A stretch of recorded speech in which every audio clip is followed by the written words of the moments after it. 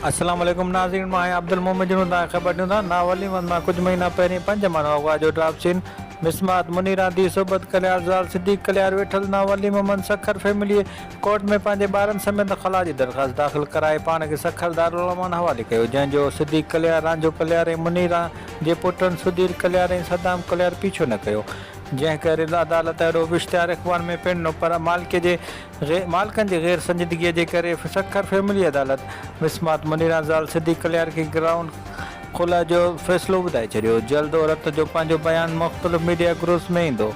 यादि रहे त मुड़ुसु सिद्दीक़ कल्याण हिकु औरत समेत 5 माण्हुनि जी अगवा जे FIR कटाई हुई, पर हक़ीक़त न हुई। हक़ीक़त आहे त मुनीरा ज़ाल सिद्दीक़ कल्याण मुड़ुस ऐं ॾेरनि जे ज़ुल्मनि खां तंग थी ख़ुदि खे औलाद समेत दारुल उलूम हवाले कयो हो ऐं कोर्ट में मुड़ुस खां तलाक जी दरख़्वास्त दाख़िल कराई, जेका मुड़ुस जी अदम दिलचस्पीअ जे करे अदालत सॻोरी मुनीरा जी दरख़्वास्त ते फ़ैसिलो कंदे खेसि मुड़ुस खां अलॻि थियण जो उसूली फ़ैसिलो ॾेई छॾियो।